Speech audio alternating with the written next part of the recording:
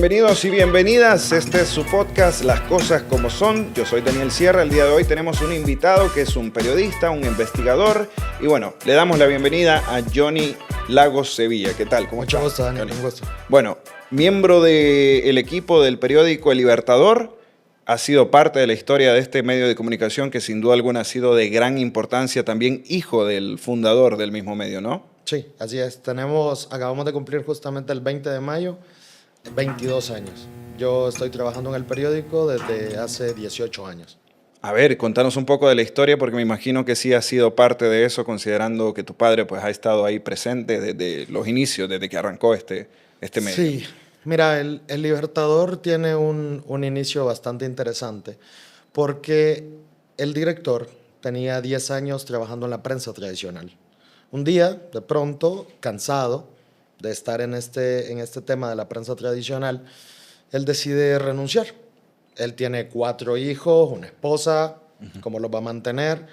Sale del medio, renuncia, se va, pero no sale con la idea de que va a fundar un medio de comunicación como tal, sino que comienza poco a poco a darle forma a la idea de un medio de comunicación con el siguiente lema: que pueda publicar lo que los medios callan. Entonces, bajo este concepto, bajo esta premisa, comienza a darle forma. Se reúne un grupo de compañeros y comienzan a discutir, y el primer tema obviamente es el dinero. ¿Cómo vas a fundar un medio de comunicación? Tenés que contextualizar el Libertador en 2003, cuando ni siquiera en Honduras había Facebook. No había en redes sociales, no tenías la difusión que tenés hoy. Entonces, obviamente tenés que tener la visualización de lo complicado y lo complejo que era. Solo existía la prensa tradicional. De hecho, hay varias anécdotas, como el hecho, hay periodistas que han trabajado para esos medios que le decían en su momento al director: mira estas manos. ¿Vos crees que estas manos no han querido fundar un medio de comunicación? ¿Vos crees que estas manos no han querido crear algo que sirva a la sociedad? Y en esa visión, primero nace Libertador como una organización de teatro. Comienzan a hacer mimos, comienzan a hacer trabajos en distintos colegios para recolectar fondos. Estás hablando que era un grupo de periodistas, habían incluso periodistas premiados, reconocidos, que iniciaron en este primer equipo, donde el director, él dice, en el Parque Central, él fue nombrado director de Libertador, que no existía. Entonces, desde entonces, él decía: yo soy el director de Libertador. Cuando comienzan y van bien, va pasando el tiempo, el director llega un momento que se da cuenta que el Libertador como medio de comunicación no va a nacer. Porque están en demasiadas actividades, pero realmente no están en la actividad de la formación como tal del medio. Saltan de ahí, comienzan un proceso. De hecho, una de las obras más famosas que hicieron fue El amor iraquí. Una de las obras más famosas que mostraban en los colegios. Después de eso saltan a un tema de consultorías. Comienzan como un equipo de consultorías y aquí tenías otro conflicto. Comienza a irles muy bien, pero tampoco se le estaba dando la forma al Libertador. Hasta que un día el director, el resto del equipo prácticamente le dice: mira, yo tengo familia, yo necesito buscar otro empleo. Y se comienzan a ir todos y queda prácticamente el director él solo. Él comienza a pensar, sin dinero, sin instalaciones, sin compañeros, ¿cómo le voy a dar forma a esto? Y comenzaba a ver los ciber. ¿Te recordás los ciber? Sí.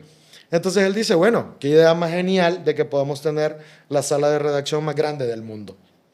En cualquier lugar donde hay un ciber, alguien puede trabajar, no le tenés que pagar al guardia, no tenés que pagar los gastos operativos de la instalación, y así comienza el Libertador. Luego la primera casa, el primer lugar donde se alquila. O sea, arranca en un ciber el Libertador. Arranca prácticamente en cualquier ciber, en cualquier lugar. Y donde inicia efectivamente es en el centro, justamente que le decían la casa del mazapán. Era una casa que tenía como 1000 negocios y ahí había un mazapán. De hecho, a veces con los famosos cierres del Libertador, si vos conoces algún periodista que ha estado en el Libertador, siempre te va a hablar de los cierres del Libertador, porque son jornadas antes eran jornadas, imagínate, de 2 semanas dentro de la empresa, trabajando día y noche para poder sacar el producto. Entonces, cuando se quedaban en el mazapán, había otro compañero que se llama René Novoa, y él iba a hacer el mazapán para que esa fuera la cena, ¿no? Entonces, durante todo ese proceso, estamos hablando que es el proceso de formación, año 1, año 2, año 3, hasta que después ya se da un salto, se puede alquilar una oficina. El director fue el primer vendedor, fue el primer canillita. El canillita es el que vende el periódico en la calle. Y es el primero que se va a la calle a vender el periódico. Es más, aún estando en la casa del mazapán, él siente que se está muriendo el periódico, no habían programas de diseño como tal para poderlo hacer, entonces con todas las limitaciones lograron armar el primer periódico. Y buscaron vender publicidad, aunque el producto no existía. Ya de por sí, el medio impreso como tal es un intangible, vos estás vendiendo una idea. Y aún así, con toda la complejidad, lograron vender como 1 o 2 páginas. Y con eso iban sosteniéndose poco a poco. A pesar de las dificultades, porque los medios corporativos en ese momento estaban recibiendo los recursos, ya sea de la empresa privada, inclusive del mismo Estado. Bueno, pero es que ahí el análisis, Daniel, es completamente sin métrica. Estás hablando de que obviamente los medios corporativos tradicionales nacen del poder. Es obvio que el objetivo de esos medios de comunicación va a ser proteger, vigilar, sostener los intereses del poder. Entonces, naturalmente, estos medios de comunicación no es que sean sostenibles o que sean rentables de pronto, son instrumentos del poder. Entonces siempre van a tener dónde sostenerse. El Libertador obviamente no tenía ninguna estructura. No había un grupo de poder que estuviera atrás de él. No había un grupo de personas con recursos que hubiera dicho vamos a apostarle a este medio de comunicación. Y de hecho no lo hay hasta hoy. O sea, el Libertador, el primer editorial del Libertador dice: somos la nota disonante en la armonía de la prensa tradicional. Entonces se manejaba un solo discurso, una sola línea. Fíjate que te cuento una anécdota breve interesante. Por obligación, cada periódico impreso tiene que llevar 5 copias a la Biblioteca Nacional y 5 copias a la Hemeroteca Nacional. Y cuando llego una vez a dejar los periódicos a la hemeroteca, porque habían llamado enojados, que por qué no les habíamos ido a dejar las últimas 3 ediciones, algo así. Cuando lo llego a dejar, la señora bibliotecaria me dijo algo interesante. Recordá que no habían redes sociales. Entonces me dice en ese momento ella: si yo solo tengo los medios tradicionales, la historia se va a registrar solo con lo que ellos dicen. Por eso necesito el Libertador, para poder tener ese contraste histórico en el tiempo. O sea, yo jamás lo había visualizado así, pero ella me dio esa visión más holística.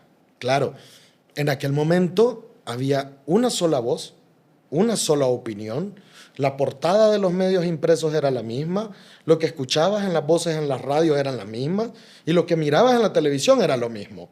Un solo mensaje bañando toda la población. Cuando el Libertador nace y, por ejemplo, publicamos Así viven los ricos en Coyolito, o Contraste entre riqueza y opulencia, la sociedad, al menos las personas que estaban ya listas para recibir otro tipo de información, comienza a ser algo revelador. Y el Libertador comienza a convertirse prácticamente como en un centro donde muchos intelectuales, artistas, pensadores comienzan a articular el pensamiento. Y eso le va dando otro sentido al Libertador. Ya no solamente como un agente informativo per se, sino como un agente transformador en la sociedad.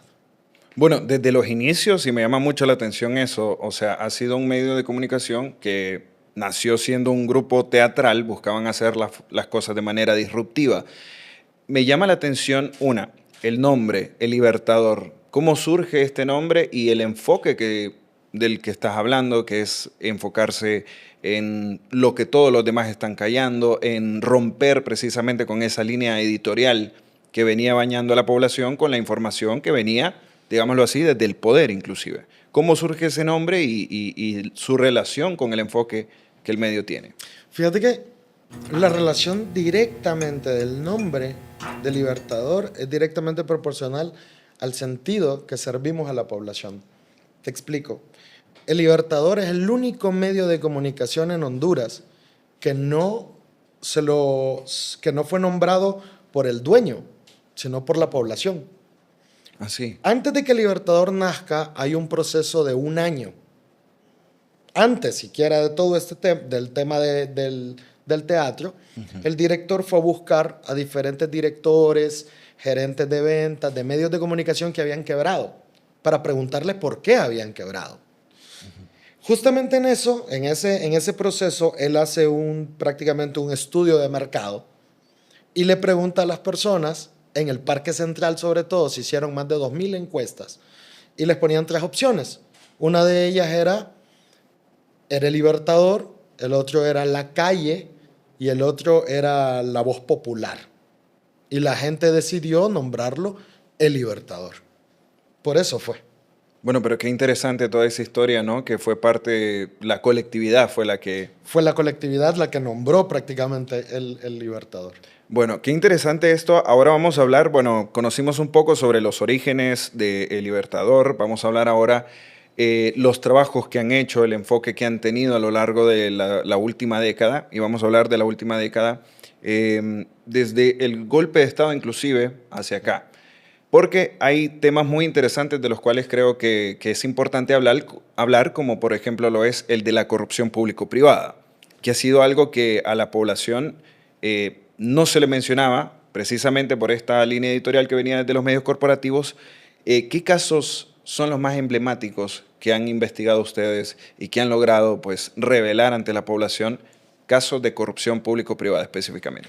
Mira, Daniel, ahí quiero diferenciar 2 cosas. Uno, el Libertador como primer auditor social de Honduras. De hecho, su lema ya te está indicando que nosotros íbamos a seguir un proceso de auditoría. ¿Auditoría a quién? Auditoría al poder. Entonces, el Libertador tiene ahí un giro obviamente afectado por las condiciones sociales, políticas.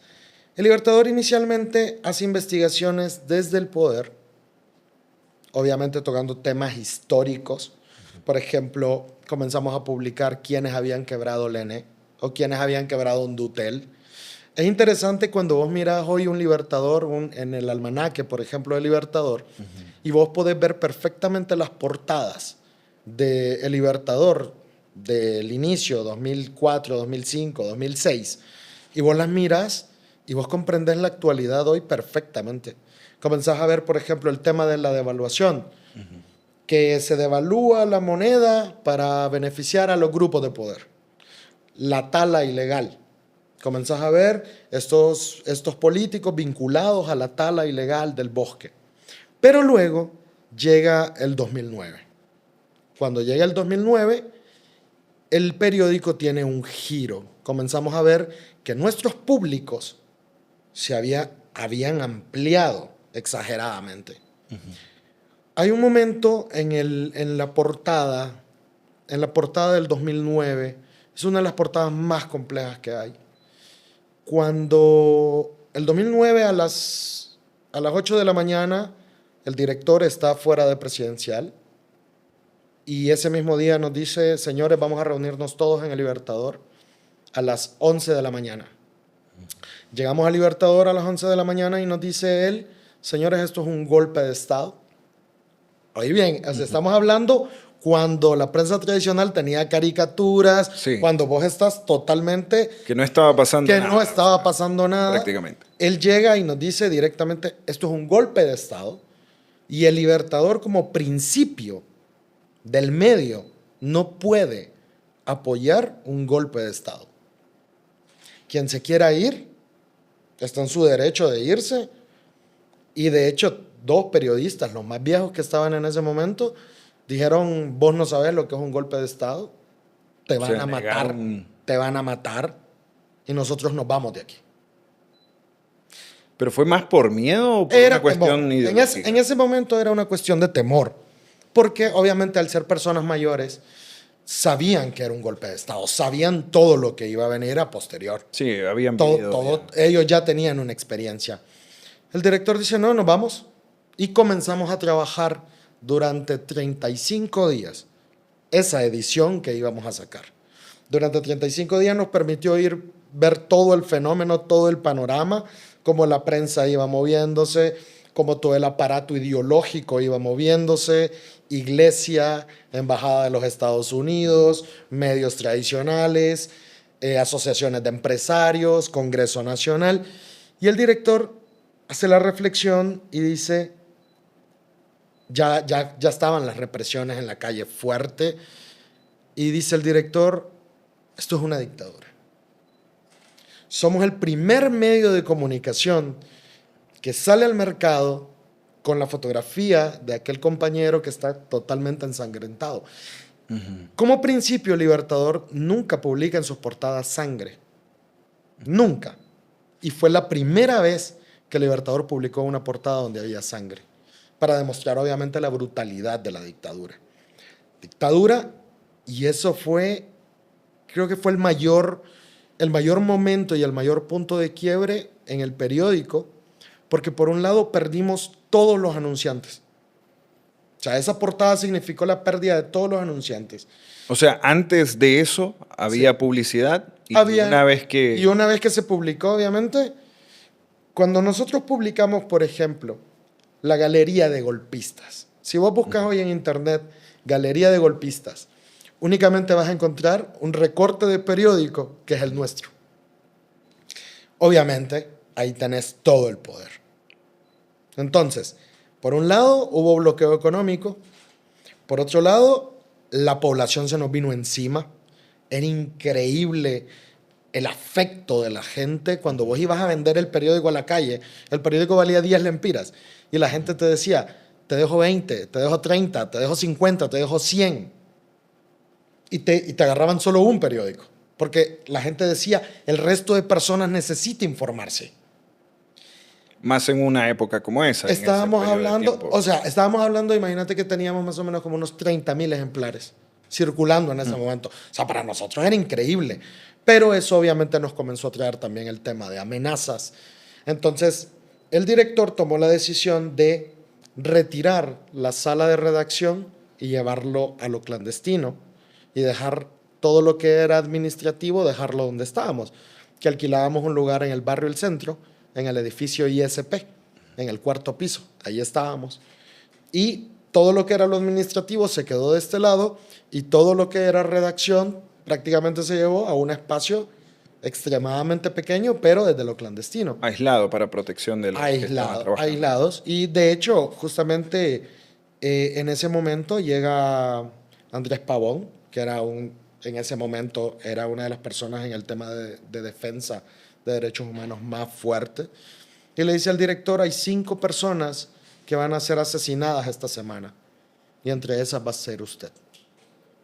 Entonces le damos la opción de que se vaya del país, y él decide no irse y continuar con la función de Libertador. Entonces diría que, por ejemplo, decirte una única portada es complejo. Por ejemplo, correcto, sí. En ese mismo contexto te puedo decir, cuando Micheletti, el dictador, ordena que quien haga propaganda para que no se vaya a votar va a ir preso y va a ser acusado de sedición, y el Libertador publica no votar. Oíme, de todos los lugares de Honduras nos comenzaron a llamar que el periódico se los habían confiscado, que los habían golpeado, que les habían robado el periódico, que se los habían quemado. Entonces tenés dictadura, tenés no votar, tenés con el tema de Juan Orlando, tenés narcodictadura con disfraz de democracia, que tuvo un enorme impacto. Tenés la investigación, por ejemplo, que hicimos del cementerio en el Bajo Aguán, con el tema de los campesinos en el Bajo Aguán. Tenemos también el tema de las minas, que cubrimos el tema de las minas. Tenemos el tema de Berta, fuimos los primeros que publicamos todo el documento de DESA. Entonces, ha sido una historia de 22 años en la que no te podría dar una portada específica. Nosotros, obviamente, estuvimos a favor de la resistencia, luego nosotros acompañamos a las antorchas, luego nosotros llegamos hasta cuando llega el proceso de Juan Orlando, que algunos de los medios incluso que habían estado con nosotros en la lucha comienzan también a quebrarse. Comienzan a quebrarse por un tema de, obviamente ya había pasado mucho tiempo, los medios no tienen apoyo o tenían muy poco apoyo, teníamos que tomar decisiones y el director nos reúne y nos dice, señores, la decisión de nosotros es seguir el camino hacia donde la población vaya, hacia ahí vamos a ir nosotros. Hablando de Juan Orlando Hernández, ¿qué evidencias encontraron ustedes durante sus investigaciones sobre el uso de fondos públicos para pago a medios de comunicación? Porque sabemos que el gobierno de Juan Orlando Hernández utilizaba muchísimo a los medios de comunicación para controlar la narrativa. ¿Qué evidencias encontraron ustedes de eso? Mira, puntualmente en el tema de Juan Orlando y en la vinculación, obviamente, que ha sido un mal histórico en el país, la vinculación medios de comunicación, la vinculación gobiernos, la vinculación empresa privada. Nosotros siempre hacemos la broma en la sala de redacción que decimos que no sabemos quién corrompió a quién. Si fue primero el periodista al empresario y al político o estos al periodista. Por ejemplo, cuando nosotros sacamos la investigación del JET, si vos recordás en la investigación del JET, Juan Orlando cuando publican, dice el JET fue un regalo de Taiwán. Y nosotros demostramos de que no había sido un regalo, que se había pagado con fondos públicos, y vos mirabas toda la narrativa de la prensa tradicional y era Taiwán nos regaló un jet. Entonces, aquí es donde entras en un tema. En esta mutación, ya los medios tradicionales de información no se trata tanto de si vas a publicar algo como información porque sea una noticia. Ellos son medios de comunicación de información, pero no hacen periodismo. Si el ser humano no está en el centro de tu quehacer, no estás haciendo periodismo. Entonces, tenemos lo del JET, luego publicamos cuando lo del COVID, publicamos absolutamente todo lo de los hospitales, publicamos lo de las vacunas, y ahí otra vez, y es que esto tenés que verlo de forma sistémica, no era Juan Orlando él solo per se, tenía una estructura, que esta estructura es una estructura donde estaba acompañado por iglesia, donde estaba acompañado por medios de comunicación y donde estaba acompañado por empresarios. Y obviamente la vinculación, que la puedes ver de una forma clarísima, de los partidos políticos tradicionales. Te voy a dar un ejemplo. Cuando nosotros denunciamos el tema, por ejemplo, de la famosa diarrea legislativa, era prácticamente, y es prácticamente, cuando vos miras ese documento, cómo se aprobó. Se aprobaba a destiempo, eran más de 100 concesiones, era la destrucción total del medio ambiente, y se aprobó prácticamente sin que nadie viera qué se estaba aprobando. Una mano invisible moviéndote, esto es lo que vas a firmar. Obviamente, exponer todo eso tiene su riesgo, tiene sus peligros y tiene sus consecuencias. Solo observa cuando miras una matriz de comunicación, observa el tema de las sedes. Tenés una cúpula empresarial que no dice nada. Tenés a Perrín, que es el nuevo encargado de la embajada, reunido con la gente de las sedes. Luego tenés las agencias, ONGs vinculadas a la embajada estadounidense, apoyando las sedes. Tenés que la publicidad de las sedes es a través de los medios de comunicación tradicionales. Tenés que las sedes son aprobadas por los partidos políticos tradicionales. Y encima te utilizan figuras que son interesantes en algunos momentos, como Shin. También tenés a Shin. Sí, hace poco hubo un apoyando las sedes. reportaje de él, ¿no? Que fue, lo llevaron allá, le mostraron lo que estaban haciendo. Exactamente. Si ves, tenés toda una columna vertebral en el mismo tema. Pero frente a la sociedad se te presenta como si fueran muchas voces, de acuerdo con un tema. Entonces vos solo te llega a una conclusión como ciudadano. O vos estás equivocado porque sos tonto, porque sos idiota y no entendés, o hay algo raro en esa estructura. Ese ha sido el trabajo del Libertador durante todo este tiempo. Para hacer un poco de relación con estas estructuras, Sí. que eso lo habíamos mencionado anteriormente, el rostro de los golpistas, vaya. Sí. ¿Cuántas veces o qué actores de los que estaban ahí se repitieron en investigaciones de corrupción y en situaciones que ocurrieron tanto antes del golpe como durante el golpe y después, inclusive durante el mismo gobierno de Juan Orlando Hernández?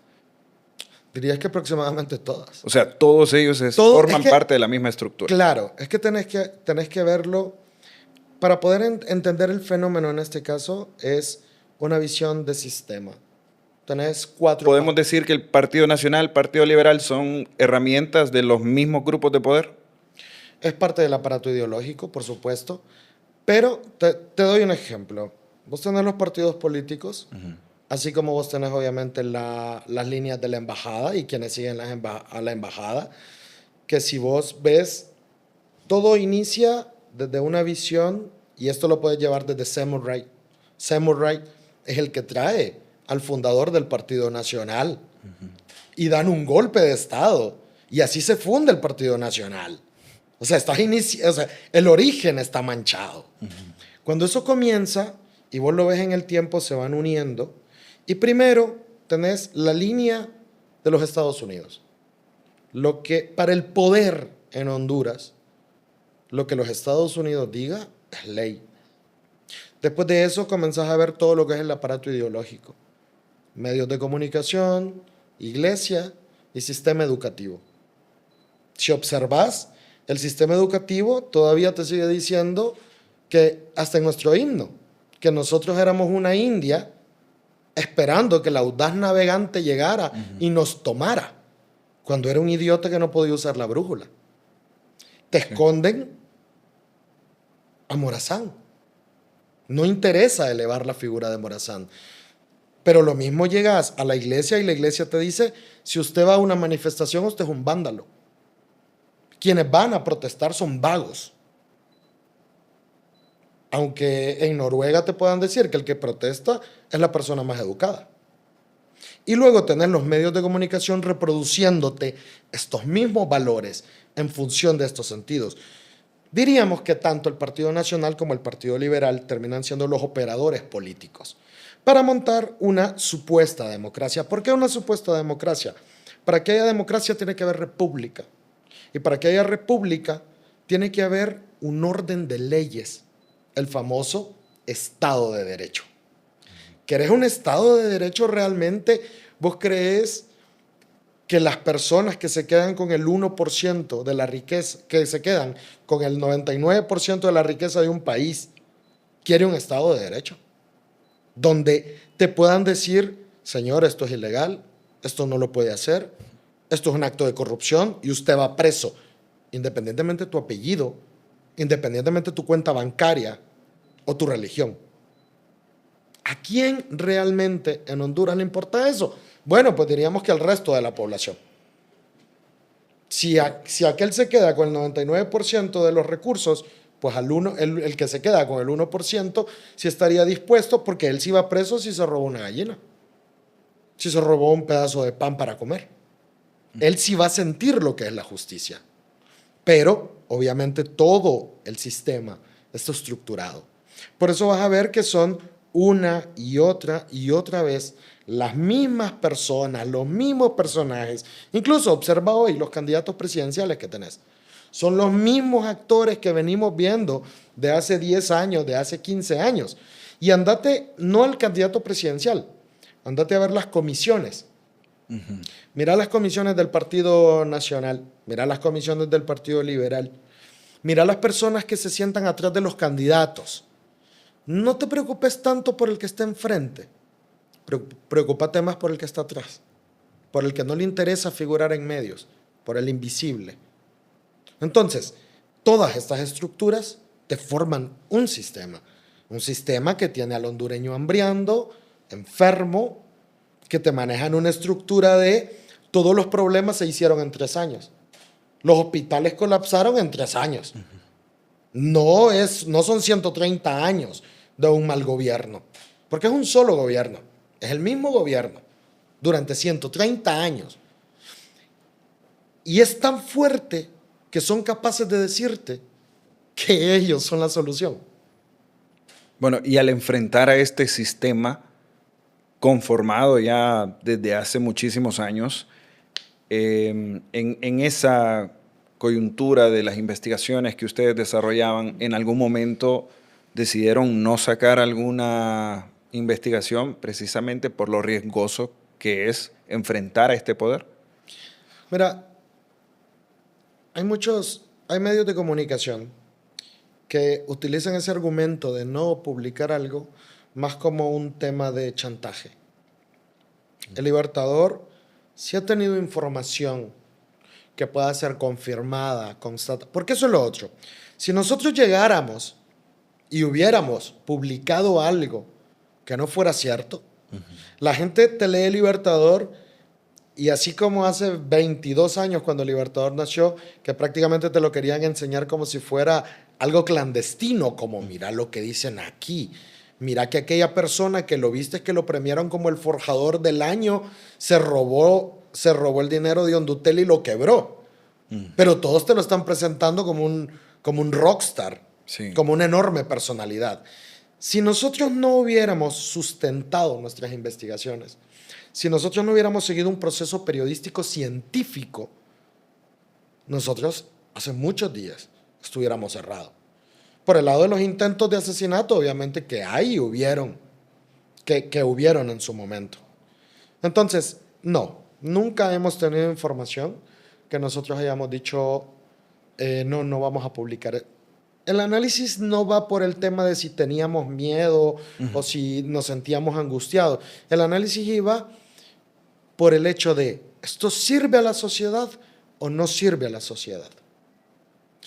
Una vez tuve una discusión con el director súper interesante en ese tema, porque yo le decía, este tema no me gusta, no porque el enfoque estuviera malo, sino que no le encontraba el sentido. Y me dice él, te voy a explicar algo sencillo de Libertador. La brújula de Libertador facilita. Si algo contribuye a que esta sociedad avance, nosotros lo vamos a publicar. Si algo no contribuye, no lo vamos a hacer. Sencillo. Y eso me pareció como bastante claro y una forma sencilla de entenderlo. Claro, cada investigación que nosotros hacemos, cada tema, hemos viajado por todo el país, hemos buscado expertos, en algunas ocasiones hemos buscado otros medios de comunicación que hayan sido aliados en su momento para poder mover una investigación a más medios y que no toda la atención se venga hacia nosotros. Distintas acciones en función de la información y la calidad que tenés. Bueno, hemos hablado ya de muchísimos trabajos de investigación que han hecho y todo lo que han tenido que vivir, los riesgos a los que se han expuesto al hacer esta magnífica labor. Durante la época de Juan Orlando Hernández, vamos a hablar acerca de ello porque creo yo que es una de las épocas más oscuras que ha vivido este país. ¿Qué rol jugaron ustedes en el tema de las antorchas, en el tema de la lucha contra la corrupción, cuando hubo sectores que exigían, ¿no? En aquel momento incluso la instalación de una comisión internacional contra la impunidad, hoy en día pues es un tema que va en desarrollo. ¿Qué rol sienten ustedes que jugaron durante todo ese tiempo y qué riesgos enfrentaron? Mira, uno de los aportes del Libertador más trascendentales es que al estar al lado de la sociedad en este camino, justamente cuando la mayoría de medios de comunicación y la sociedad hondureña es muy sabia, porque si observas, la sociedad hondureña rompió el bipartidismo en 3 años, te rompió 130 años, en 3 años te lo rompió.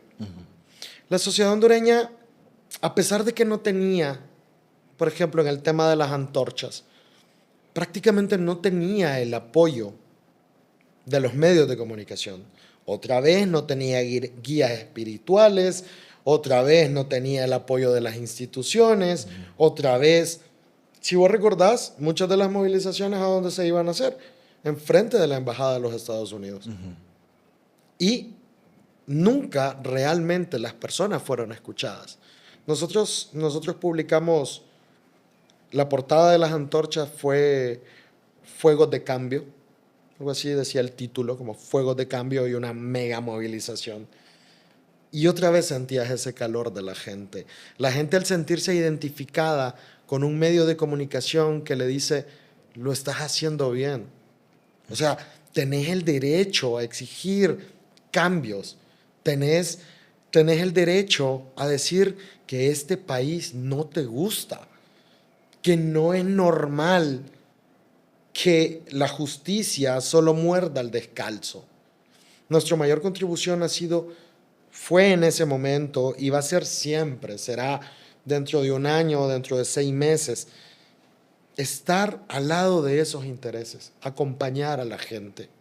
Obviamente, al lado de eso nosotros estábamos publicando quienes no querían la Sisi, que en ese tiempo Sisi, así como publicamos quién no quiso la Matsi y quién se llevó la Matsi. La corrieron, ¿no? Exactamente. Y quién hoy te vende un discurso de por qué no traen la Sisi, por qué no traen la Matsi, sabiendo que a ellos no les interesa traerla.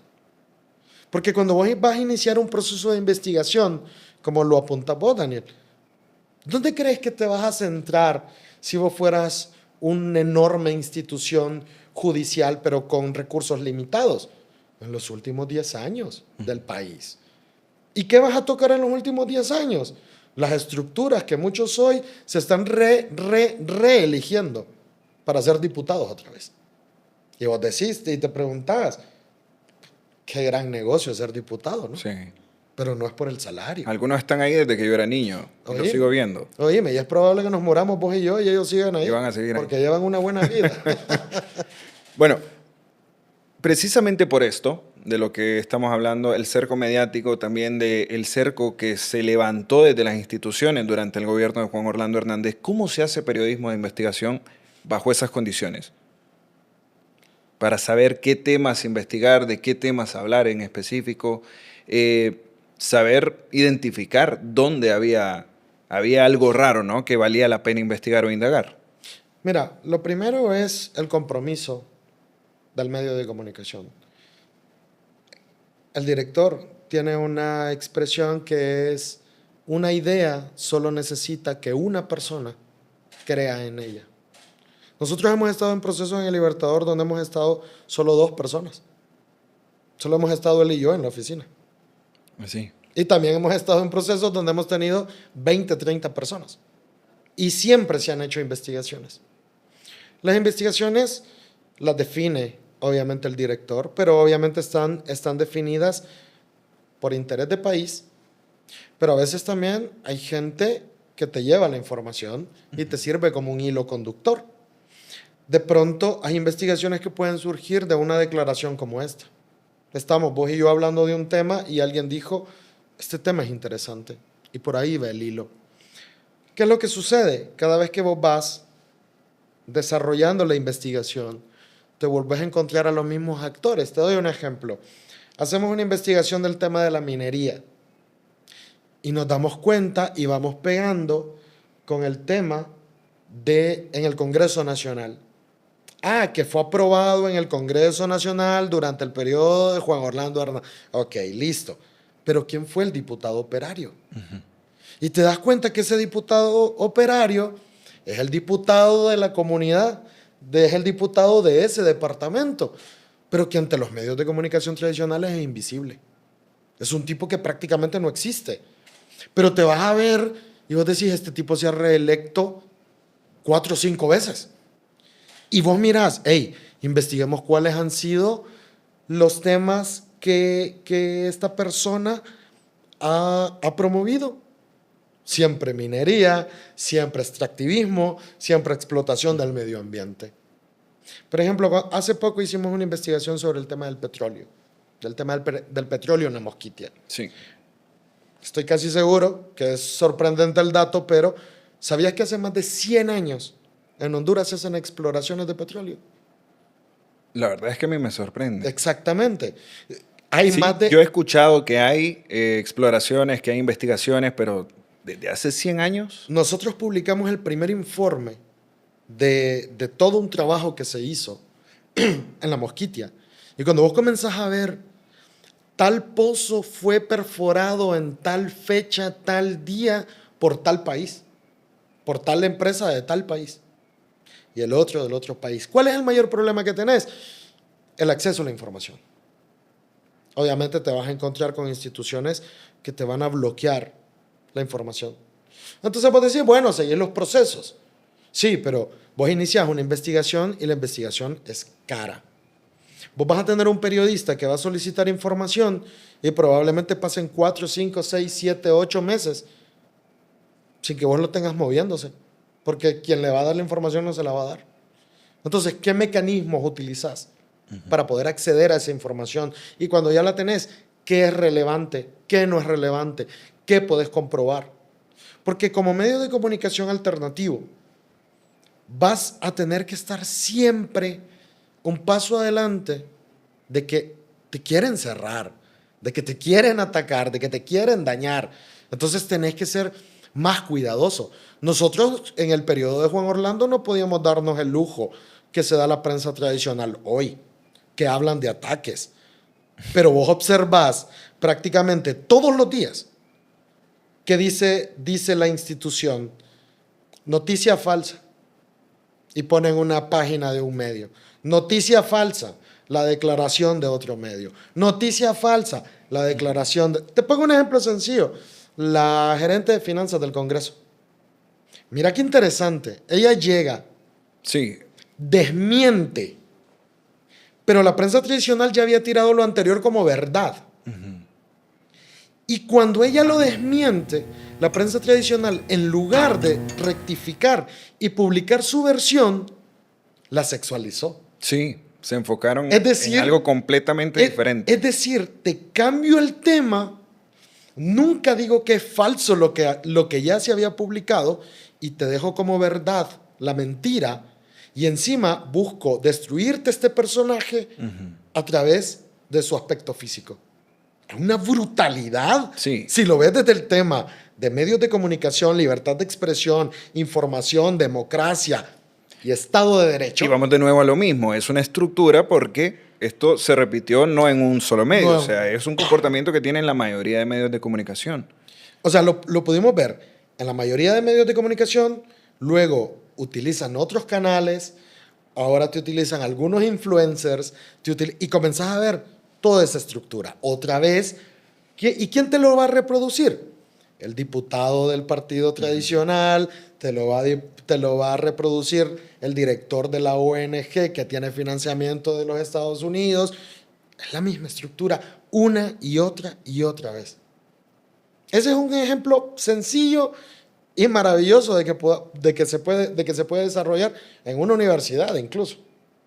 Bueno, y vamos a esto también, el tema de la libertad de expresión, que algunos comunicadores y periodistas están denunciando ataques intimidatorios contra la prensa, pero hablemos de el pasado, hablemos de Juan Orlando Hernández nuevamente y su gobierno, y durante esa época, ¿cuántas violaciones a la prensa independiente no se registraron? Y el Colegio de Periodistas no dijo nada. Desde los medios de comunicación corporativos no se promovieron acciones precisamente para proteger la vida de estos comunicadores. Inclusive el director de Libertador, tu padre, o sea, sufrió un atentado en su momento. Oíme, Daniel, hay un dato interesante. De más de 100 y algo de periodistas asesinados, el más del 95% de esos periodistas pertenecían a medios de comunicación alternativos. Ninguno pertenecía a medios de comunicación tradicionales. Cuando vos mirás que dicen, ayer el director recibió un homenaje de parte de la UNA y habían unos directores de medios de comunicación y otras personalidades. Y justamente ellos, cada vez que se paraban, dijeron, no, es que cómo violan nuestra libertad de expresión, porque hoy publicaron en una portada quienes habían sacado una información y eso es un peligro y es un riesgo. Cuando Juan Orlando estaba, esa voz no hubiera estado hablando. TV Globo fue cerrado. ¿Qué medio de comunicación ha sido cerrado durante este periodo? Cuando eso pasó, vos no tenías grupos como tenés hoy, que vuelven a surgir, que la ONG está hablando que pobrecito el periodista que dijo, que lo están denunciando. Y cuando vos miras, nunca se analiza el por qué lo están denunciando. No se trata si él dijo la verdad o mintió, sino que querés impunidad por querer impunidad. No importa si difamaste, no importa si mentiste, no importa si estás engañando. Todo el grupo, como una colmena, te va a acompañar y te va a proteger. Cuando Juan Orlando, eso no existía. Eso no pasaba.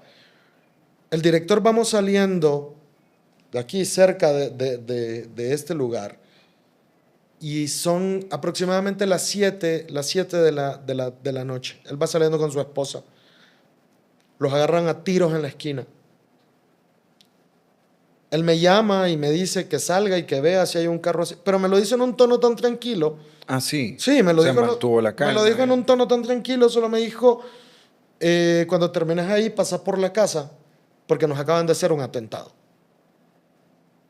Yo terminé de trabajar lo que tenía que trabajar porque no escuché un tono alterado. Cuando llego a la casa, el portón está abierto. Y lo primero que veo es a mi madrastra con el pecho ensangrentado. Y veo el vidrio del carro con los orificios de las balas. Al siguiente día, el director sale en una conferencia y responsabiliza al gobierno de Hernández de cualquier cosa que le pase a él o a todo el equipo de Libertador. Ahí no se trataba simplemente de un tema de que si vos dijiste algo y a alguien no le gustó. Ahí de verdad estabas poniendo la vida.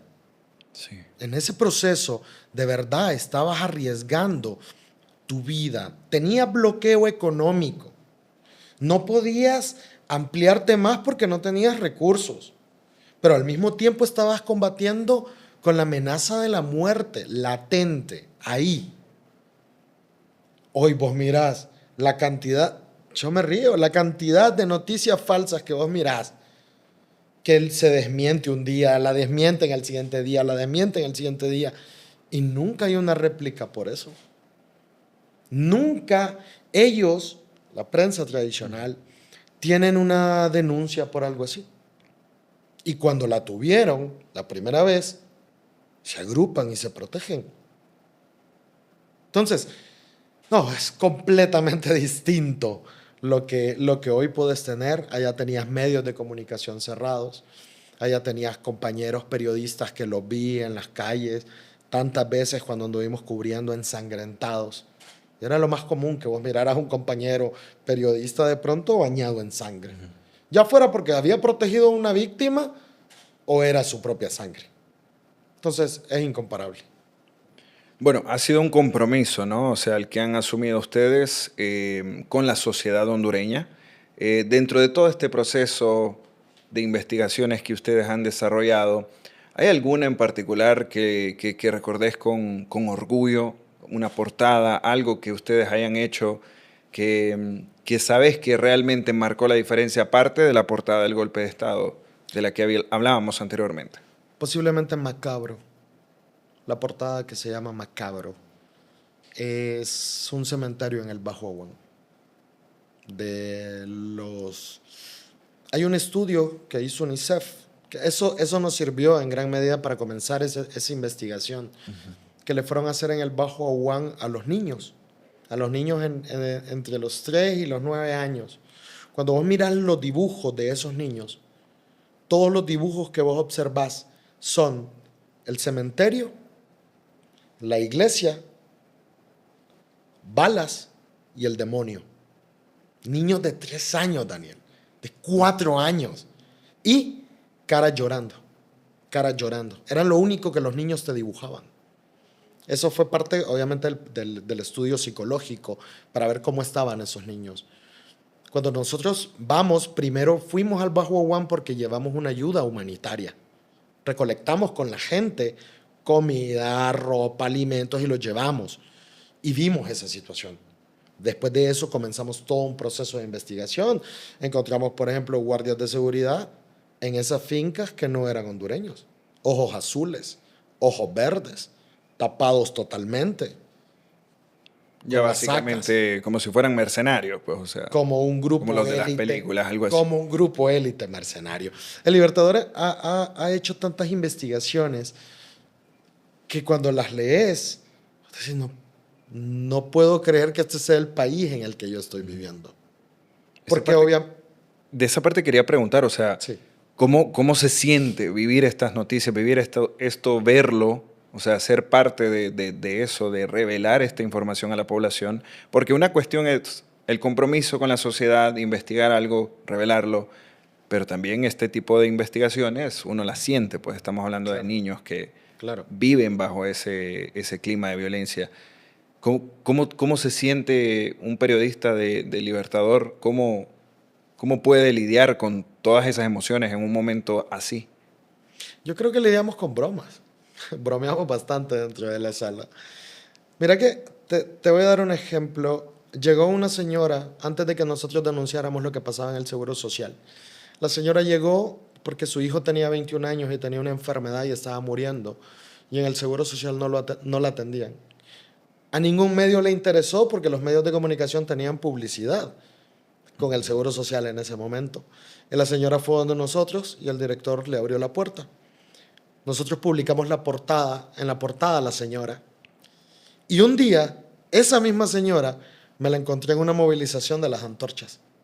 Yo estoy en una tarima y estoy de espalda y estoy con el chaleco del Libertador. Ella no me reconoce, o sea, no me reconoce a mí, pero sí el Libertador. Cuando yo me doy la vuelta, la señora está llorando, con la vela y con la fotografía de su hijo, llorando porque su hijo fue una de las víctimas del Seguro Social. La señora me queda viendo y llorándome de lejos me dice gracias al periódico. El equipo de Libertador hoy, el que está hoy y que han estado durante estos 22 años, personalmente son humanistas, sienten la noticia. Una compañera dice, somos familia, o sea, nos protegemos entre nosotros, nos cuidamos entre nosotros, nos ayudamos todos. Y cuando hay compañeros que han... Te doy otro ejemplo, cuando asesinan al maestro Roger, que lo asesinan enfrente de Mamachepa, yo llevo 2 practicantes, ellos van conmigo, es 2009. Fue la primera vez en mi vida que vi a alguien morir frente a mí. Y veo que el profesor Vallejo se desploma. Yo tengo una camarita de esas pequeñitas y me quedo frente al cuerpo. O sea, yo era el primero que estaba ahí. Me quedo frente al cuerpo y soy incapaz de tomar la fotografía. Los otros compañeros llegan a levantarlo y yo estoy viendo a aquel hombre que la vida se le está yendo. Y yo estoy ahí viéndolo. Y ahí me di cuenta de una lección que el director nos ha enseñado en la sala de redacción, y es, no, el periodista de verdad tiene alma. El periodista de verdad no es un espectador, es un protagonista en la historia. Sos un protagonista al momento de redactar. Cuando nosotros hacemos ayudas humanitarias, vos ves a todos los compañeros y compañeras del periódico involucrados. Lo hacen de forma espontánea. Vos no tenés que obligar a nadie en el Libertador a hacer algo. Ellos dicen, vamos al crematorio. Hace poco hicimos una actividad del crematorio. Fuimos al crematorio. Toda la sala de redacción fue. Y es ayudar, es contribuir. Y miras a los compañeros abrazándose, compartiendo una comida, compartiendo un refresco. El personal de Libertador, la gente que llega al periódico, creo que siente ese cariño inmediato por su trabajo, que es lo que el capitalismo no te permite, ¿no? La mayor ventaja en el Libertador es que vos redactás la nota, buscas la historia, redactás la nota y mirás el impacto que tiene en la sociedad. Vos de pronto escribiste un caso de una persona y la estás viendo y la persona se siente ayudada, se siente auxiliada. Hay una persona que publicamos hace un mes que no estaba registrada y tiene 21 años la persona. Prácticamente una persona invisible. Como que no existe. Como que no existe. Y esa persona, una vez que sale el reportaje y se le ayuda, imaginás lo que significa para una sola persona. Sentir que su vida tiene sentido, que puede conducir, que ahora puede ir a la universidad, que ahora puede tener un préstamo. Y eso es suficiente. Si podés ayudar a una sola persona, eso es suficiente. Bueno, El Libertador ha causado un impacto positivo en muchísima gente por esto que me estás contando, por el enfoque que ha tenido además el medio de comunicación, un medio de comunicación que nace de manera disruptiva y que se ha mantenido a lo largo de los años con ese mismo propósito. Ahora bien, en Honduras han surgido en los últimos años una gran cantidad de medios alternativos, si podemos llamarles de esa forma, pero que, bueno, reciben financiamiento de ONGs internacionales, de embajadas inclusive, pero siguen la misma línea que los medios tradicionales. ¿Qué opinión le merecen estos medios que se hacen llamar también alternativos? Ok, ahí tendríamos que hacer una diferencia. Un medio alternativo de un medio tradicional no se diferencia por el tiempo, sino que un medio alternativo y uno tradicional se diferencian por el tipo de información que manejan. Fíjate que no te diría, El Libertador en algún momento también tuvo apoyo a través de proyectos, nosotros gestionando algún proyecto, teníamos que echar mano de algún lugar. Y nunca tuvimos condicionamientos. El problema no es solamente el tema del financiamiento. El problema es hasta dónde está tu compromiso. Cuando estás como director o directora de un medio de comunicación alternativo, ¿qué te mueve? ¿Te mueve el dinero? Puedes hacer mucho dinero a través de organizaciones internacionales. Por supuesto que sí. Pero ellos cada vez más te van a ir controlando más. Ahí es donde están tus límites, como director, como directora. ¿Cuál es el objetivo que tenés vos con tu medio de comunicación? El director hasta hoy nunca ha permitido que se toque la línea editorial del periódico, excepto por su propia mano.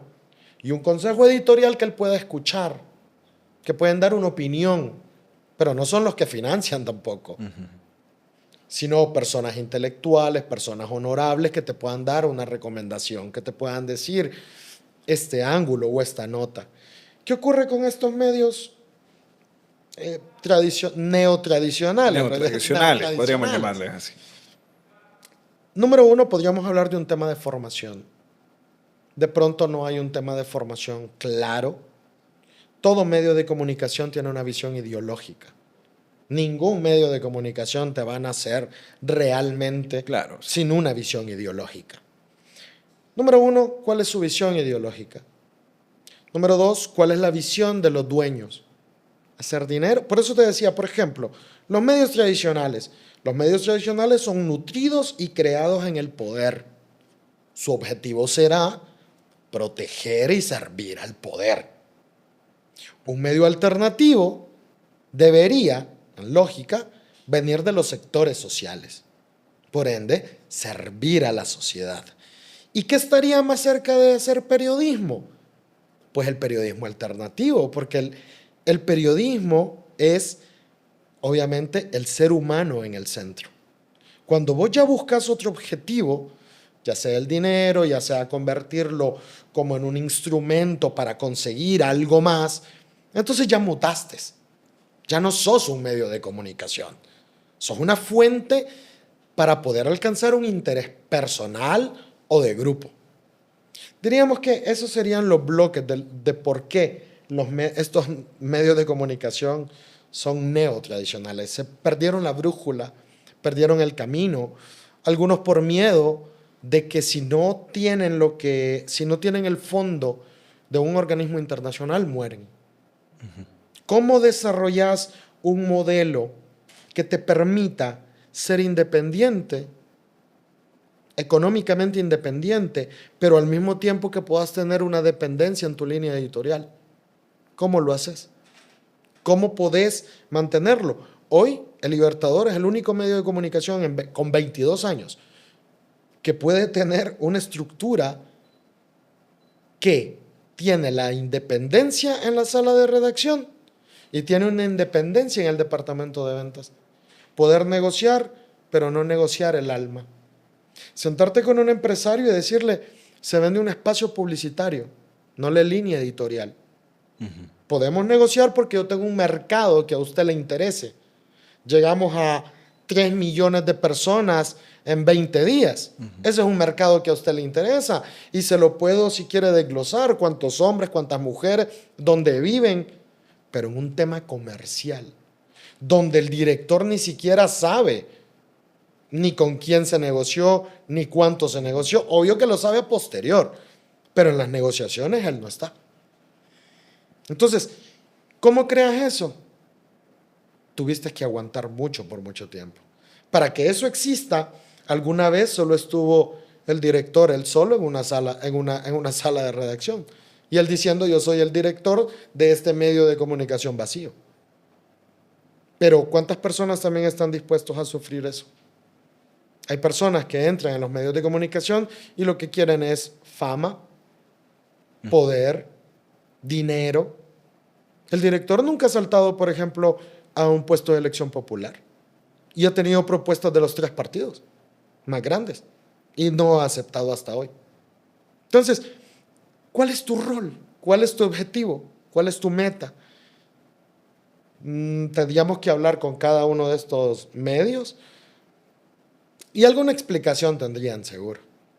Bueno, si podemos ejemplificar la diferencia entre uno y otro, a mí me gustaría hacer este ejemplo, la verdad, porque a mí me impactó mucho la portada de la que hablábamos al inicio de la conversación, el tema de la opulencia. Ajá. Esa era una portada que a mí me llamó mucho la atención porque dije, ¿qué contraste hay entre esta portada y las páginas sociales que publican los medios escritos normales? Que es donde aparecen todos los que han sido parte de estas estructuras y los ves ahí en sus fiestas.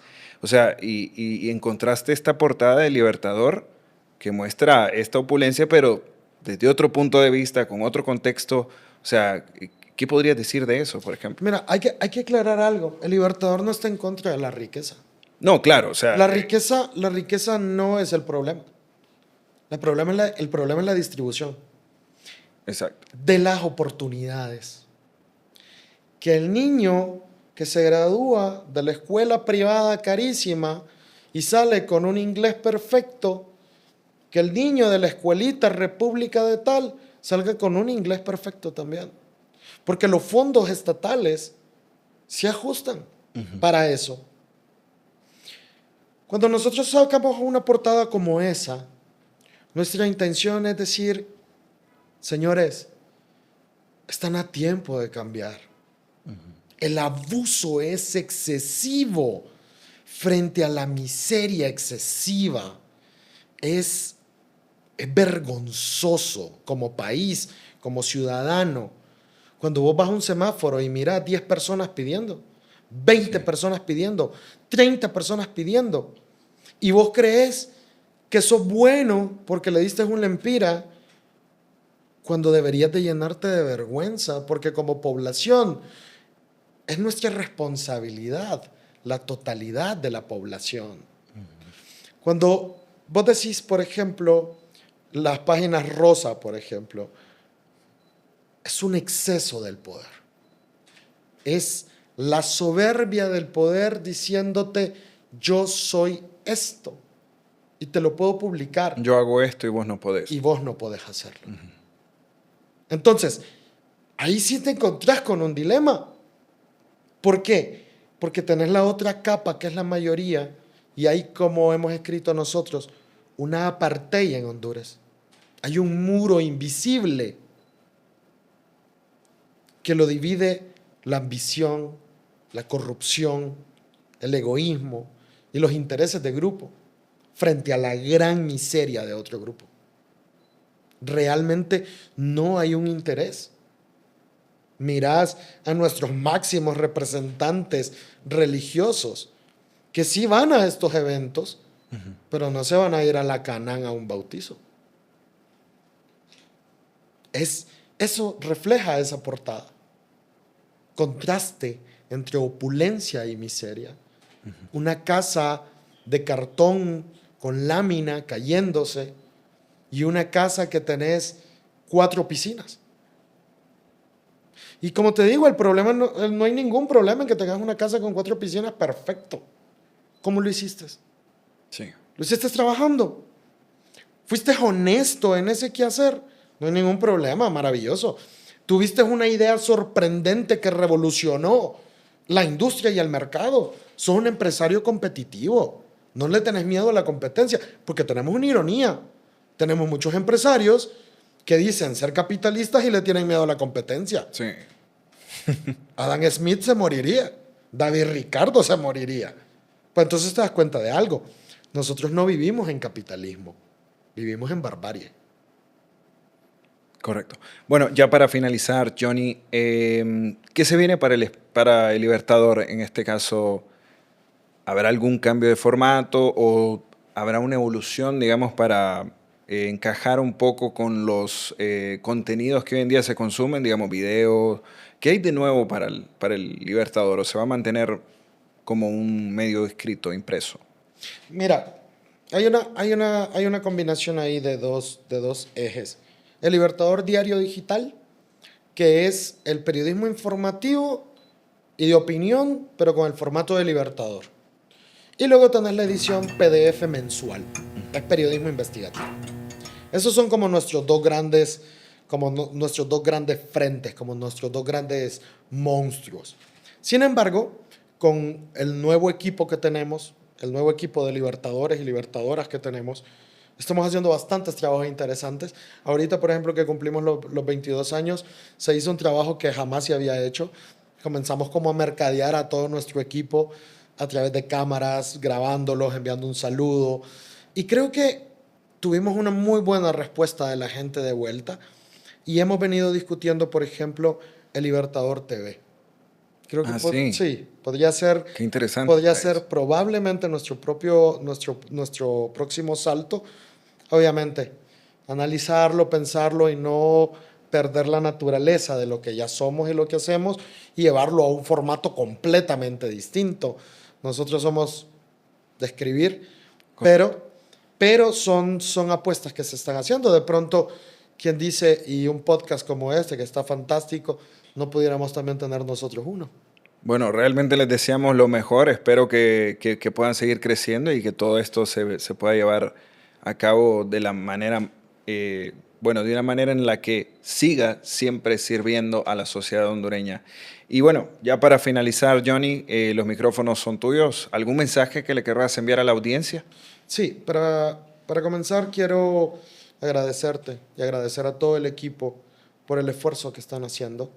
Son un medio de comunicación que viene surgiendo y para nosotros siempre hemos impulsado los nuevos medios de comunicación, porque nosotros alguna vez fuimos ese nuevo que no tuvo apoyo de nadie. Entonces, dentro de nuestras políticas siempre estará fomentar, ayudar y apoyar. Así que las puertas de Libertador también están abiertas para ustedes, para lo que necesiten. En cuestión de Libertador, te puedo asegurar, hemos dejado una huella importante en la sociedad. Hemos sido un medio de comunicación que en 22 años podemos ir con la frente en alto y nunca, hasta hoy, no tenemos nada que nos avergüence. Todas las acciones que hemos hecho han estado acompañados de las decisiones de la población. Hemos acompañado a la gente en cada proceso. Hemos sido valientes al denunciar y hemos ido de frente. Fuimos y somos esa nota disonante. Gracias. Gracias, Johnny. Bueno, ha sido un placer tenerte aquí. Espero que no sea la última vez porque realmente creo que hay temas que valen la pena abordar y pues el tiempo se nos queda un poco corto siempre porque hay tanto que contar, ¿no? Y con toda la experiencia que has tenido y con todo lo que ha hecho el Libertador hasta la fecha, pues sí siento que hay bastante de lo que podríamos conversar a detalle, no sé, más que todo de esta época oscura de la narcodictadura de Juan Orlando Hernández y otros temas de corrupción público-privada. Y bueno, te agradecemos por habernos acompañado. A ustedes les agradecemos siempre por habernos acompañado de igual manera aquí en el podcast Las Cosas Como Son. Así que los esperamos a la próxima.